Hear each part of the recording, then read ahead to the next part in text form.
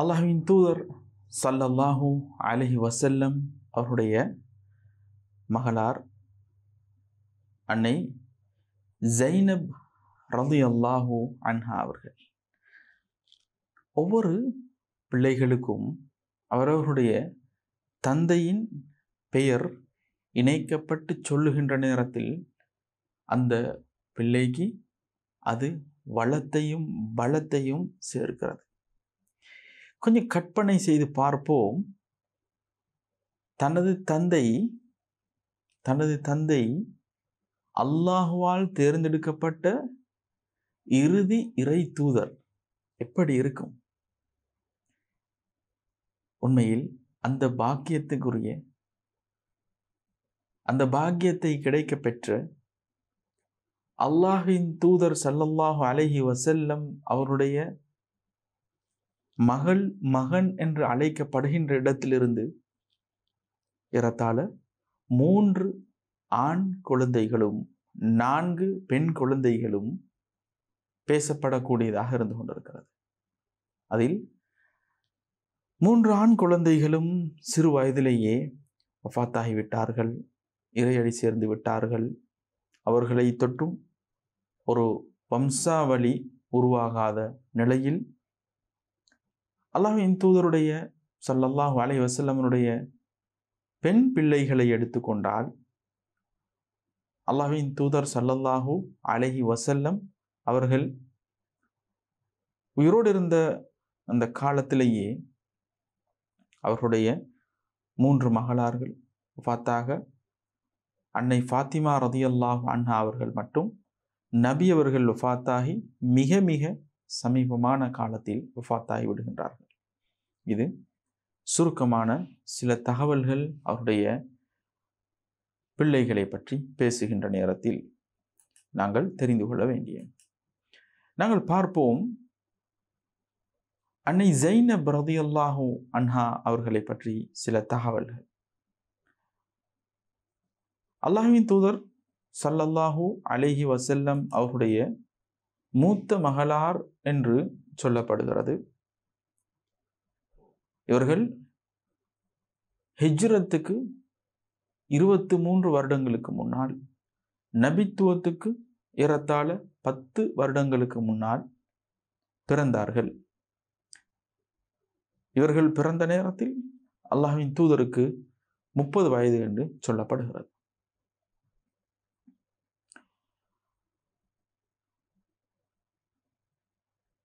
இவர்கள் அபுல் ஆஸ் என்று சொல்லப்படக்கூடிய இவர்களின் சாட்சியின் மகனைத்தான் திருமணம் செய்கின்றார்கள். ஹாலா பின்த் ஹுவைலித் என்று சொல்லப்படக்கூடிய அவர்களை திருமணம் செய்யும் பொழுது இவர்களுக்கு வயது 10 என்று பதிவு செய்யப்பட்டிருக்கிறது.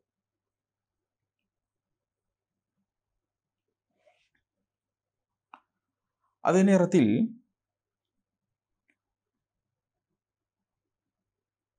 இவர்கள் திருமணத்தின் பின்னால் அவர்களுக்கு அல்லாஹ்வின் தூதர் ஸல்லல்லாஹு அலைஹி வஸல்லம் அவருடைய அந்த சன்மார்க்க அழைப்பு பணி துவங்குகின்ற அந்த ஆரம்ப காலத்திலேயே இஸ்லாத்தை ஏற்றுக்கொள்கிறார்கள்.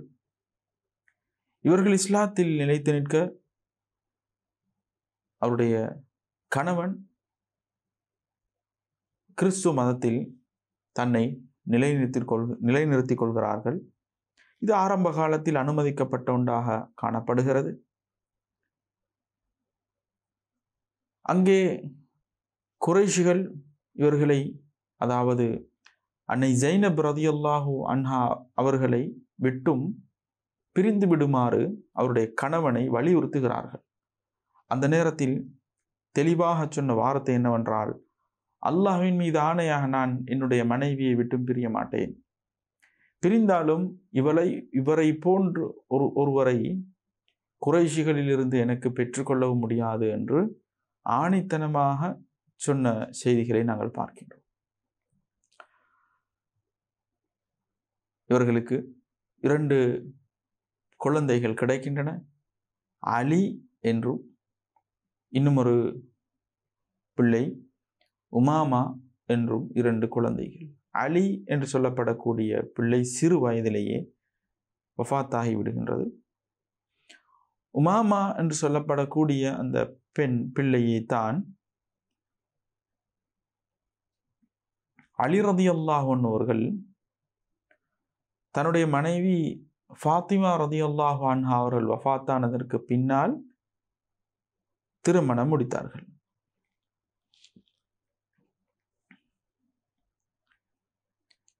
அதே நேரத்தில்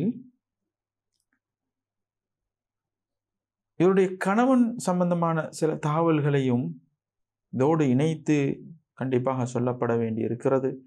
அதில் முக்கியமான சில நிகழ்வுகளும் சம்பவங்களும் இருக்கின்ற காரணத்தினால் நபி ஸல்லல்லாஹு அலைஹி வஸல்லம் அவர்கள் ஹிஜ்ரத் செய்ததற்கு பின்னால்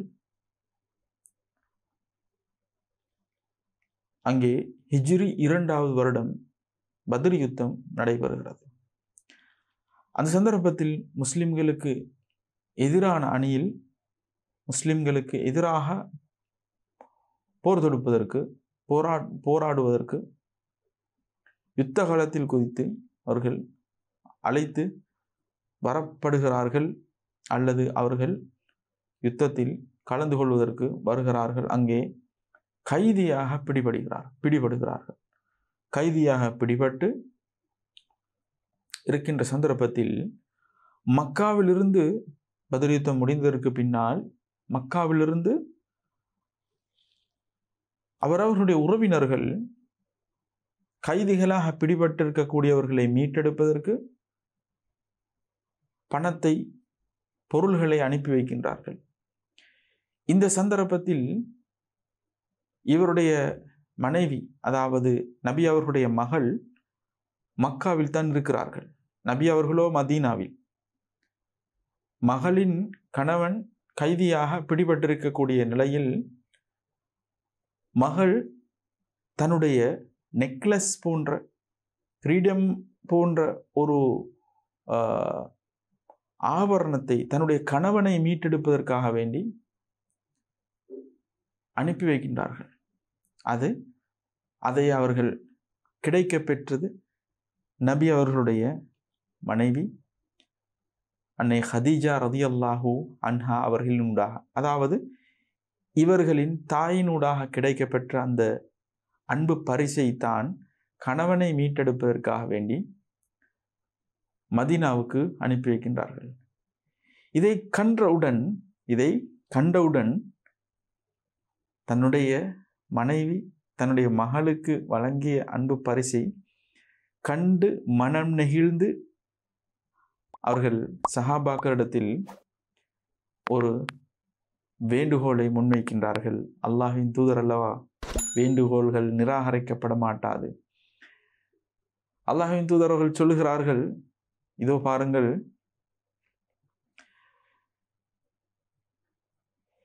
அபுல் ஆஸை நீங்கள் விடுவித்து அவர்கள் தெண்ட பணமாக அனுப்பி இருக்கக்கூடியதையும் திருப்பி அனுப்பிவிடுங்கள். அபுல் ஆஸ் அதாவது தன்னுடைய மருமகன், அவரிடத்தில் ஒரு ஒப்பந்தத்தை மேற்கொள்கின்றார்கள். என்னவென்றால், என்னுடைய மகளை நீங்கள் திருப்பி அனுப்ப வேண்டும். என்னுடைய மகளை மதீனாவுக்கு வருவதற்கான ஏற்பாடுகளை செய்ய வேண்டும். அந்த ஒப்பந்தத்தின் பேரில் உங்களை நாம் விடுவிக்கின்றோம் என்று சொல்ல அவர்கள் சென்று விடுகிறார்கள். உண்மையில் அபுல் ஆஸ் இஸ்லாத்துக்கு முன்பதாக இருந்தாலும் நம்பகமாக நடந்து கொண்டிருக்கிறார்கள் என்பதை 2 நிதர்சன உதாரணங்களினூடாக எங்களுக்கு புரிந்து கொள்ளலாம். அவருடைய வரலாற்று பதிவை பார்க்கின்ற நேரத்தில் இரண்டாவதை நான் இதனை தொடர்ந்து குறிப்பிடுகின்றேன். அபுல் ஆஸ் அவர்கள் சொன்னதை போன்றே அவர்கள் மக்காவுக்கு போனதற்கு பின்னால் நபி அவருடைய மகளை தனது அதாவது சகோதரனின் பொறுப்பில் அனுப்பி வைக்க முன்வருகிறார்கள். அவ்வாறான முறையில் அந்த அதாவது நபி அவருடைய மகள் அழைத்து வரப்பட்ட நேரத்தில் 2 பேர் குறுக்கிட்டு ஹப்பார் இப்னு அல் அஸ்வத் என்று சொல்லப்படக்கூடியவனும், அதே போன்று நாஃபி இப்னு அப்து கைஸ் என்று சொல்லப்படக்கூடியவனும் வந்து இவர்களை அதட்டுகிறார்கள். மக்காவை விட்டும் மதீனாவுக்கு போவதையிட்டு மிகவும் கண்டித்து வார்த்தைகளை சொல்லி ஆயுதங்களை காட்டி இவ்வாறு நடந்து கொள்கின்ற நேரத்தில் கர்ப்பிணியாக இருந்த நபி அவர்களுடைய மகளார் சரிந்து கீழே விழுந்து கரு சிதைவடைந்து, அதாவது கரு களைந்து, இவ்வாறான ஒரு நிலைமைக்கு அவர்கள் அசௌகரியத்துக்கு முகம் கொடுத்து அந்த பயணத்தை தொடர முடியாமல் மீண்டும் மக்காவை நோக்கி சென்று திரும்பவும் அவர்கள் இரவு நேரத்தில் மிகவும் இரகசியமான முறையில் அழைத்து செல்லப்படுகிறார்கள். அந்த நேரத்திலேயே ஸைத் இப்னு ஹாரிஸா ரலியல்லாஹு அன்ஹு அவர்களையும் இன்னொருவரையும் நபி அவர்கள் பத்ர் யுத்தத்திற்கு பின்னால் ஒரு மாத காலம் கழித்து மகளாரை அழைத்து வருவதற்காக வேண்டி போர்டரை நோக்கி இருவரை அனுப்பி வைத்து விடுகிறார்கள். இவ்வாறான முறையில் இந்த நிகழ்வு நடைபெறுகிறது. நபி அவருடைய மகளார் அழைத்து வளைக்கப்பட்டு அழைத்து கொண்டு வந்து ஒப்படைக்கப்படுகிறார்கள். அவர்களும் மதீனாவை சென்றடைகிறார்கள். இதில் ஒரு முக்கியமான விடயத்தை குறிப்பிட வேண்டும்.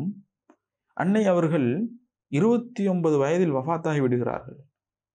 அதற்கான காரணங்களை பற்றி பேசுகின்ற நேரத்தில் அறிஞர்கள் கூறக்கூடிய ஒரு செய்தி என்னவென்றால், அன்று மக்காவில் இருந்து மதீனாவுக்கு வரும் பொழுது ஏற்பட்ட இந்த இன்சிடென்ட்டின் பொழுது, நிகழ்வின் பொழுது அவர்களுக்கு ஏற்பட்ட அந்த நிலைமை அவர்களை தொடர் ஒரு நோயாளியாக மாற்றி, அதனால் பாதிக்கப்பட்ட நிலைமையிலேயே வஃபாத்தாகினார்கள் என்று குறிப்பிடப்படுகிறது. மதீனாவுக்கு வந்த அன்னை ஜைனப் ரலியல்லாஹு அன்ஹா அவர்கள் அல்லாஹ்வின் தூதர் ஸல்லல்லாஹு அலைஹி வஸல்லம் அவர்களுடைய அந்த அரவணைப்பில் அவர்கள் இருக்கிறார்கள். ஹிஜ்ரி வருடம் 8 ஏறத்தாழ இவருடைய கணவன் அதாவது மக்கத்து மக்களுடைய